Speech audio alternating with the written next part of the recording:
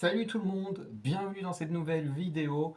Aujourd'hui on se trouve pour parler d'un film que j'ai vu récemment, qui est dans la lignée des autres vidéos que vous allez voir, peut-être sûrement avant ou après, comme les Thunderbolts, comme Drop Game, comme la série Astérix, comme... c'est quoi le film que je vais enregistrer après? In the Lost Lands, bref. Plein de petits films et de séries que je vois en même temps de Utopia, donc il faut que je fasse le montage, que je prends en même temps que cela. Bref, pas mal de petits reviews que, voilà, que vous allez pouvoir regarder, certaines qui sont sûrement déjà sorties au moment où je vous parle.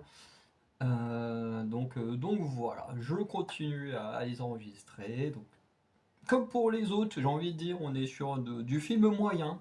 Voilà, c'est pas du grand cinéma, c'est pas du mauvais cinéma non plus. Et on va en revenir dans cette vidéo.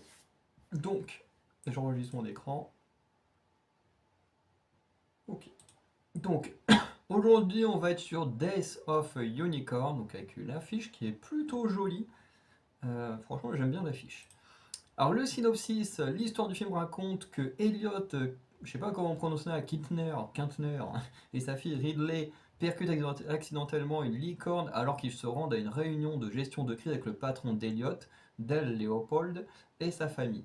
Les Leopold s'emparent de la licorne pour le compte de son laboratoire pharmaceutique quand ces scientifiques découvrent que la créature est dotée de propriétés curatives surnaturelles, qu'ils cherchent à exploiter. Cependant, alors qu'ils approfondissent leurs recherches, les parents de la licorne arrivent et commencent à massacrer un à un ceux impliqués dans l'exploitation de leurs poulains morts. Voilà. Fiche technique, donc produit par Secret Engine, Monoceros Media, Square Peg. Et pourquoi tu es reparti en arrière, toi? The Royal Budapest Film Co. et Leyline Entertainment. Donc voilà, je sais qu'il y a aussi un rapport avec le studio A24. Après, où il est impliqué le studio, je ne sais pas, mais je sais que le studio A24 est aussi impliqué dedans, bref. Diffusé au cinéma donc depuis pas très longtemps de mémoire, réalisé par Alex Sharfman, genre comédie horrifique et fantastique. Donc là on est plutôt bon sur le genre, on est bien sur de la comédie horrifique et du fantastique. J'ai même envie de dire que c'est même pas si comédie que ça. Je veux dire, moi il y a un personnage qui me fait beaucoup rire, mais j'ai envie de dire dans le reste on a quand même un ton assez sérieux quoi. Mais bon. Ok. Donc avec Paul Rudd qui joue Elliot Kintner, donc Jenna Ortega qui joue Ridley, ou encore Will Putler, qu'on connaît désormais depuis Narnia. Je ne sais pas s'il avait fait des choses avant Narnia, mais en tout cas c'est quand même ce qui l'a fait connaître au grand écran, dans le rôle de Shepard Léopold. Donc là il y a la mère, le père je sais pas où il est, et puis bon, ça c'est un peu je pense la sécurité et le majordome, bref. Donc on commence comme d'habitude avec les parties sans spoil. Donc voilà, on va voir un peu les bons points et les mauvais points qui pour moi ne spoilent rien. Et ensuite on verra les bons et mauvais points qui spoilent. Par contre, je n'avais pas lu le synopsis avant, donc je ne sais pas que le synopsis donnait autant de détails sur le film sur internet. Donc il y a peut-être des choses que j'ai mis en spoil qui en fait sont entièrement spoilées par le synopsis. Donc, en tout cas, que moi je voyais comme du spoil, mais que le synopsis a donné. Bref. Donc, on y va. Avec d'abord le premier bon point, c'est que l'acting est plutôt très bon. J'ai envie de dire en même temps, tu vois le casting, bon, j'ai donné que les trois noms, mais en même temps, c'est les trois noms les plus connus, je pense. Enfin, du cas, moi, des trois que je connais le mieux, donc Will Poulter, que j'ai vu dans plusieurs films, et que je trouve vraiment très bon dans ses rôles, parfois insupportables, parfois même il a su me toucher, genre quand il travaille en équipe avec Thomas dans le dernier Labyrinthe, moi j'ai été touché par leur relation, tu vois, les deux mecs qui se détestent et puis qui arrivent à faire la paix ensemble et tout. Personnellement, j'ai beaucoup aimé l'évolution de leur relation et moi qui trouvais que c'était un gros connard dans le 1, dans Labyrinthe 3, j'ai beaucoup plus apprécié, c'était sympa. Bref, Will Putler, en tout cas, c'est un acteur que j'aime bien, voilà, qui est très bon, qui malheureusement n'a pas eu que des bons rôles. Voilà, on voit Narnia, là où je l'ai découvert, il était un peu casse-couille. Ensuite, on a eu Les Gardiens de la Galaxie 3, moi j'adore ce film, mais bon, il a rien d'un Adam Warlock par rapport à la version comics. Euh, Après, bon, Jenna Ortega, pour moi, c'est une des meilleures actrices de ma génération. Pour moi, elle est excellente, même si on va revenir sur elle dans les mauvais points. Paul Rudd, pareil, c'est un très bon acteur, voilà, que j'aime beaucoup depuis Friends, donc ça fait très longtemps. Mais voilà. Donc l'acting en soi, c'est pas un défaut, quoi. C'est pas vraiment le film de série B où l'acting est très mauvais. Parce que c'est vrai que quand tu dis, oula, on va avoir un film d'horreur avec des licornes qui tuent des gens, tu t'attends à un film de série B comme Winnie l'ourson et ce genre de film. Mais c'est pas le cas. En tout cas, c'est pas le cas. En tout cas, en termes d'acting, c'est déjà un bon acting. L'histoire est pas si mal que ça. Donc voilà.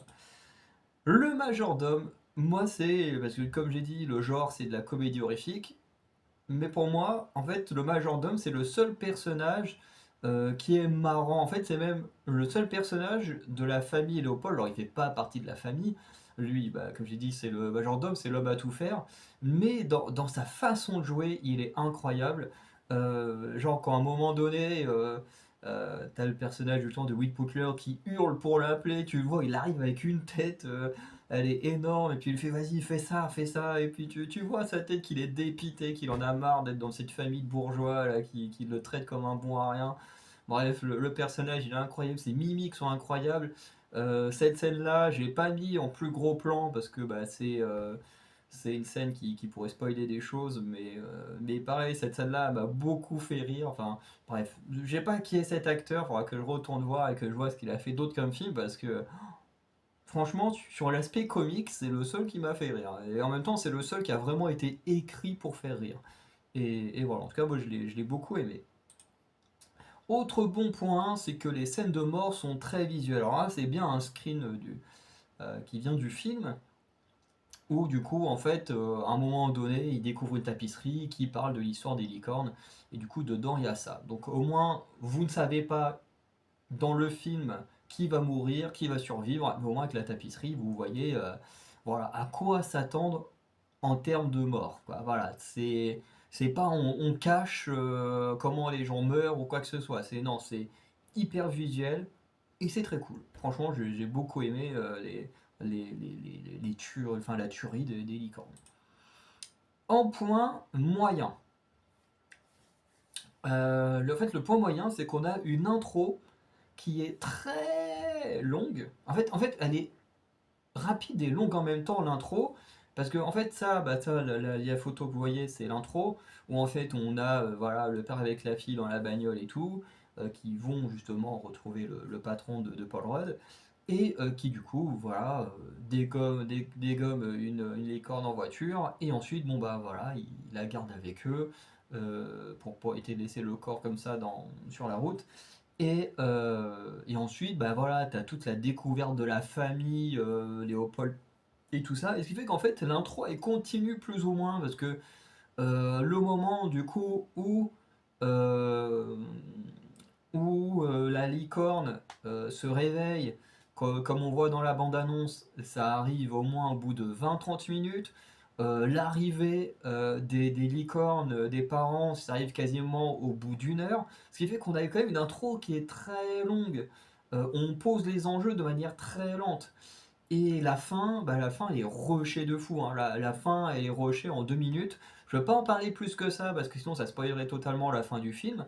Mais voilà, j'ai été déçu. Moi j'aime bien quand les films sont bien équilibrés. Tu vois, tu prends ton temps pour une intro voilà, de 10-15 minutes. Après, pendant une bonne heure, tu fais, voilà, t'as été péripéties, machin. Et ensuite, tu reprends 10-15 minutes pour conclure ton film.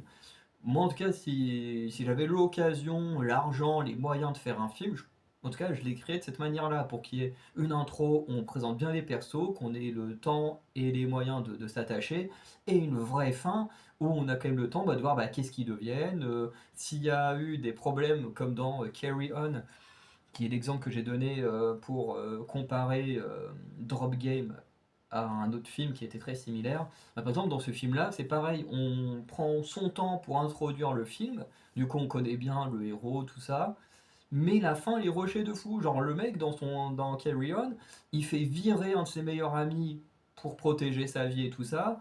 Le mec il lui en veut à mort parce qu'il sait que c'est à cause de lui qu'il a été viré, mais en même temps il ne sait pas pourquoi il a été viré.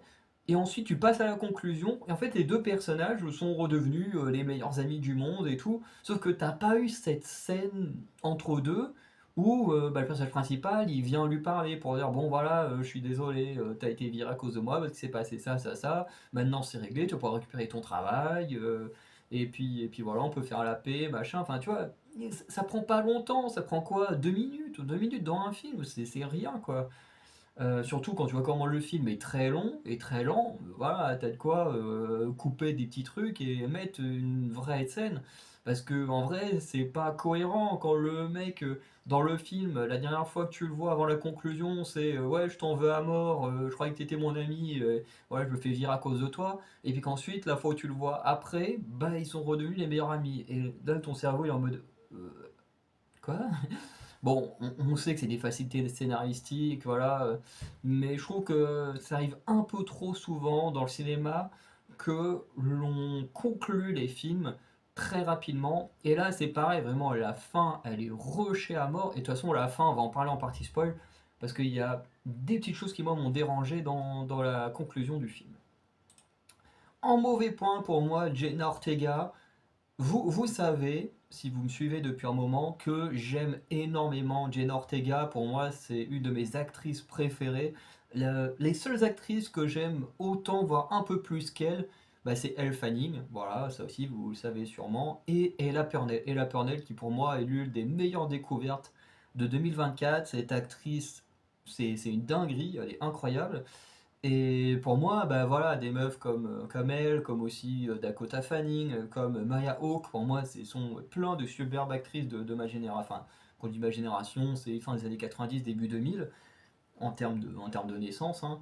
Euh, et Jenna Ortega, pour moi, elle en fait partie. Elle fait partie des meilleures. Quand elle joue, elle est incroyable.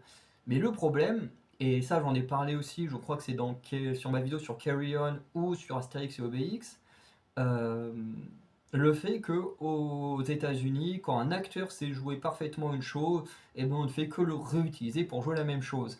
Et bah, Jenna Ortega, c'est exactement le cas. Vous regardez sur le de Radley ici, c'est un peu, bon là, c'est l'ado rebelle, un peu progressiste, machin, et tout, écolo, machin, donc il y a un peu, ça c'est un peu chiant aussi. Tu peux plus regarder un film et juste être en mode, tu vois, comme dans Le Seigneur des Anneaux, t'es là, tu voyages, t'es bien, t'as pas de message politique, tu peux avoir des petits trucs peut-être cachés, et tout ça, mais de manière générale, tu vis une aventure, tu voyages, et c'est magnifique, tu pleures, tu rigoles, tu chantes quand les hobbits ils chantent, enfin bref, tu t'éclates, et aujourd'hui on sait plus faire des trucs comme ça, parce qu'il faut absolument mettre de la politique, de la politique, de la politique, et ça commence vraiment à me casser les couilles. Et ça, je l'ai pas eu dans les mauvais points, mais bon, globalement, à travers le personnage de Radley et de Jenna Ortega, on peut le mentionner, ça devient insupportable. Et c'est le cas de Metadata dans Astérix et Obélix, c'est que au lieu d'être dans une époque où je dis pas que tout était sympa, mais tu vois, il n'y avait pas de question forcément de pollution, de trucs comme ça, et puis là on vient nous casser les couilles là-dessus pour faire passer des messages sur l'époque actuelle à travers un truc entre guillemets antiquité médiévale, bref. Moi, c'est des trucs qui m'énervent. Et là, c'est pareil, on est dans un univers fantastique. Donc, si c'est un univers fantastique, ça veut dire qu'on n'est pas dans notre monde à nous. Alors oui, ils vivent sur une terre qui ressemble à la nôtre, mais c'est pas la nôtre. Donc, faut arrêter de nous casser les couilles avec tous ces trucs-là dans tous les films actuels. Et depuis quelques années. Bref. Pour en revenir à Jane Ortega, c'est vrai que moi ça m'énerve parce que, bah, en fait, quand on reprend rétrospectivement beaucoup de ces films, ben on en revient là-dessus. Là, c'est une sorte d'ado rebelle qui obéit pas aux ordres, machin et tout. Bon, après, elle a raison parce que son personnage a raison hein, par rapport à ce qui se passe.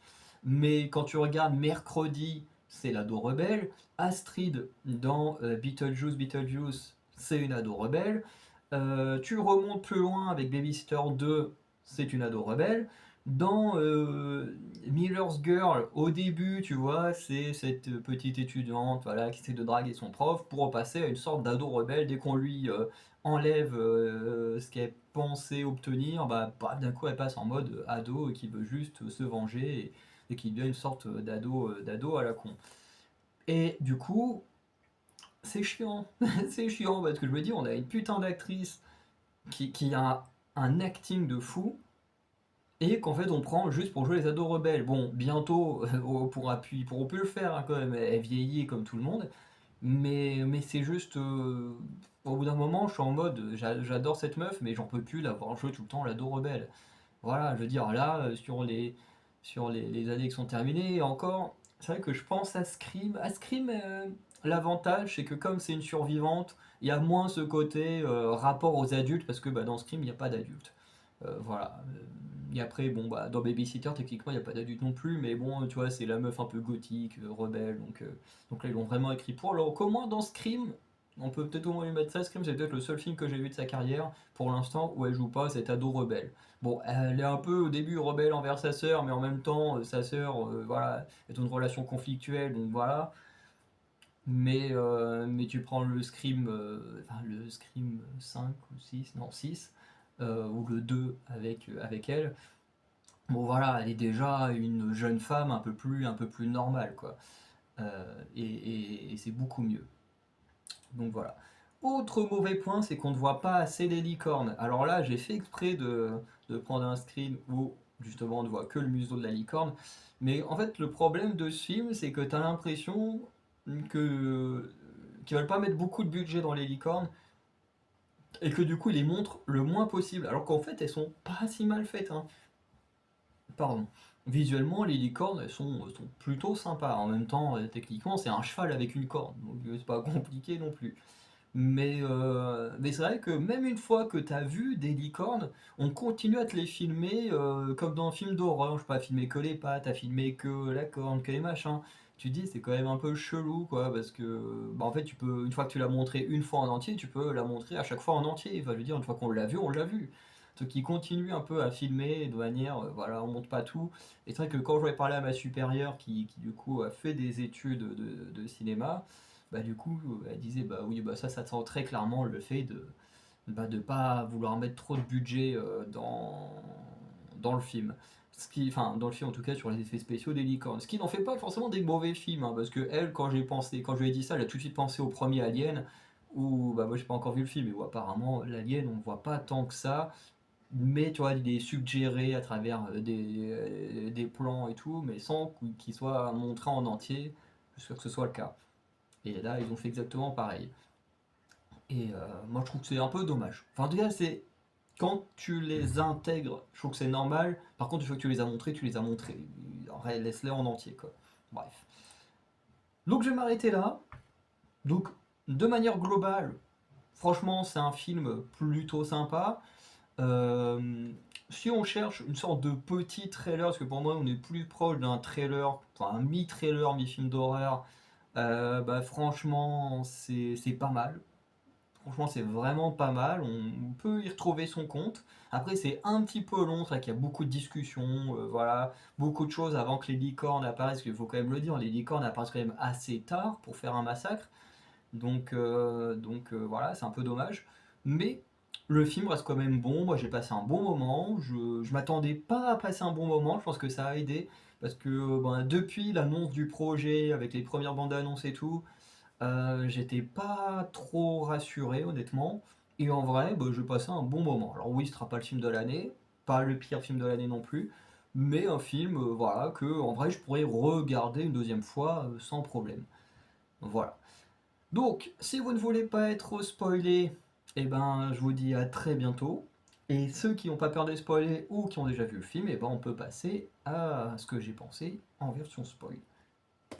Donc un bon point pour moi, c'est le fait de retravailler un peu les légendes. Alors j'ai mis les légendes nicorniennes, hein, je pense que le mot n'existe pas, mais j'avais juste envie de m'amuser à créer ce mot.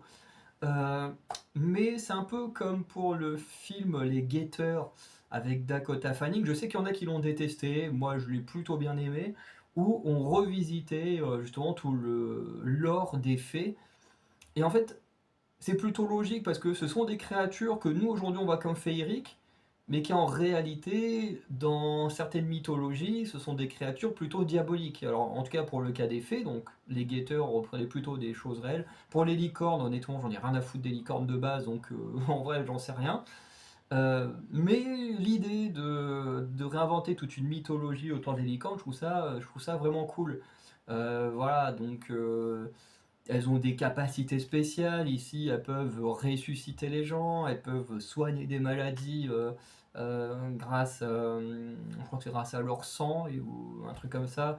Bref, elles ont des petites capacités qui sont sympas. Bon, par contre, si tu leur cherches la merde, bon bah elles deviennent totalement démoniaques et puis bon bah t'es foutu quoi. Mais franchement, moi j'ai plutôt bien aimé le fait de revisiter un peu les licornes. Ensuite, attends, c'était. Ah oui. Ensuite, les mauvais points, et je crois qu'il n'y en a que deux, c'est la résurrection du personnage de Paul Rudd. Pour moi, c'est un mauvais choix. Alors, j'ai aimé le fait qu'il le tue, parce que pour moi, je m'étais dit, en fait, Paul Rudd, déjà son personnage est pas si bon que ça. Alors oui, c'est pas quelqu'un de mauvais comme les autres, au point de vouloir absolument exploiter la licorne et tout. D'ailleurs, la femme médecin, je m'attendais pas à ce qu'elle meure. Pour moi, elle aurait dû rester en vie, parce que, bah, comme elle le dit, elle fait ce travail pour sa famille, pour subvenir aux besoins de sa famille. On ne sait pas trop comment, je trouve que ça aurait dû être développé un peu plus. Mais le fait qu'elle ait volé les petites fioles avec la poudre de licorne dedans, bah, du coup les licornes l'ont buté. Mais par exemple, le personnage de Paul Rudd, bah, pour moi, il vaut pas mieux que cette femme médecin. Pour moi, il est même un petit peu pire.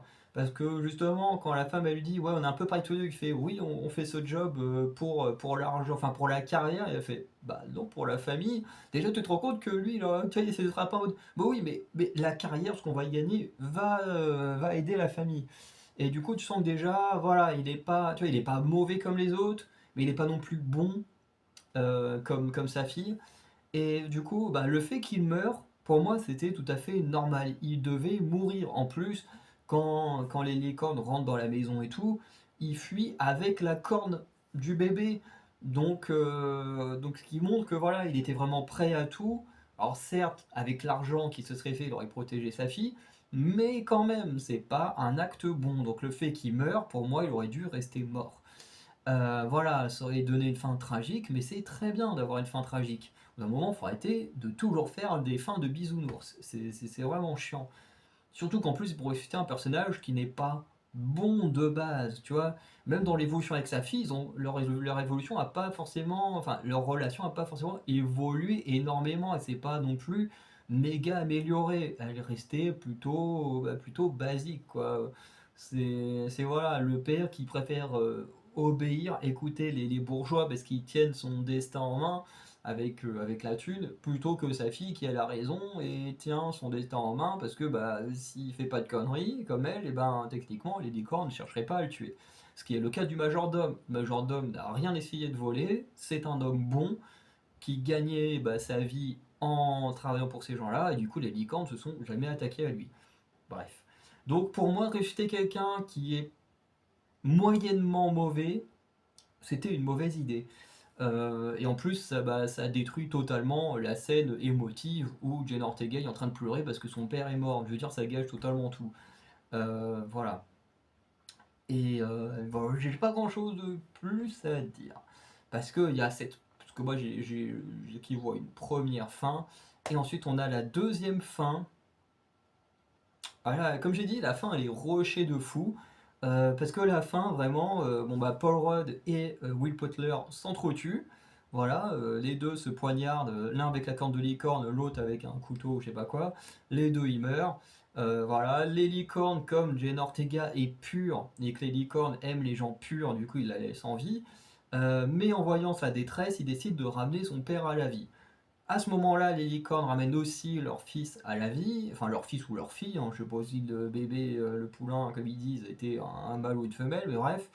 En tout cas, ils le ramènent à la vie, en même temps que Paul Rudd, et puis les licornes elles partent, et Jenna Ortega et Paul Rudd, bah, du coup, se font arrêter par la police, puisque bah, le majordome, lui, quand il a fui pour appeler la police pour qu'ils viennent les aider. Sauf que bah, quand ils arrivent, tout est fini, donc il y a juste bah, toute la famille Léopold qui est mort, avec leur équipe de protection et tout, et bah, il n'y a que bah, des Kinter qui sont encore en vie. Donc forcément, ils les arrêtent pour les interroger, savoir ce qui s'est passé. Et là, t'as les licornes qui arrivent et qui défoncent la voiture de police pour que, bah, justement, bah, Paul Rudd et Jill Ortega, enfin, tu vois, t'as le truc qui s'arrête au moment où les licornes frappent la voiture de police, mais t'as tout de suite compris que c'était pour les libérer. Et tu te dis, ok, donc maintenant les licornes, elles ont essayé de buter tout le monde pendant tout le film, et puis maintenant elles passent en mode, en mode justicier, quoi, en mode c'est nous qui avons fait, qui avons commis les meurtres, c'est pas eux, donc on vient rétablir les choses en dégommant la police.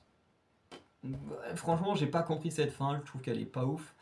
Euh, je trouve ouais, qu'elle est vraiment pas ouf. Il y avait franchement, il y avait moyen de faire un truc avec une fin vraiment triste, avec personne qui croit à Paul Rudd et Jenna Ortega qui finissent en prison pour meurtre ou un truc comme ça, puis tu fais une suite où finalement des gens découvrent les licornes et puis qui font appel à eux parce que ça rappellerait leur histoire, du coup ils seraient ramenés comme des experts pour enquêter, seraient même libérés parce que du coup on comprendrait effectivement qu'ils avaient rien fait. Je veux dire, il y avait un moyen potentiel de faire une fin triste pour faire une suite et tout, mais là, non, ils ont juste fait un truc un peu mauvais. Enfin, moi, je trouve que la fin est complètement ratée. Donc voilà, donc on va passer à la conclusion. De manière générale, j'ai plutôt bien aimé ce film. À part la conclusion, j'ai passé vraiment un bon moment. Si vous cherchez de l'action, vous en aurez pas spécialement, à part les scènes où les licornes traquent les gens. Si vous cherchez un film d'horreur, bon, ça passe. Le seul problème en fait, c'est que faut attendre quasiment 1 heure pour que les licornes fassent quelque chose. Donc si vous aimez pas le blabla, ou l'enquête entre guillemets, parce que en fait c'est pas forcément du blabla pour rien. T'as les Léopold qui essaient de manipuler le personnage de Paul Rudd pour qu'il ait une bonne place dans l'entreprise une fois que le père sera mort de sa maladie. T'as le fait que Jenna Ortega leur enquête sur les licornes pour essayer de découvrir la vérité sur ce qu'elles sont réellement. Enfin, tu vois, c'est pas non plus du blabla pour rien. Mais si vous aimez pas ça, bon, je pense que c'est pas forcément un film pour vous. Voilà. En tout cas, moi, j'ai apprécié, j'ai passé un bon moment. Comme je l'ai dit plus tôt pendant la première conclusion, c'est pas le meilleur film de l'année, c'est pas le pire film de l'année. Pour moi, c'est dans la moyenne. C'est plutôt sympa. Ça vaut entre aller un 6-7/10, facile, mais pas forcément beaucoup plus ni moins. Voilà. Mais je suis très curieux de savoir ce que vous en avez pensé, donc n'hésitez pas à me dire ça en commentaire. Donc voilà, donc likez, abonnez-vous, commentez, et puis on se dit à très bientôt, donc bonne journée ou bonne soirée. Ciao.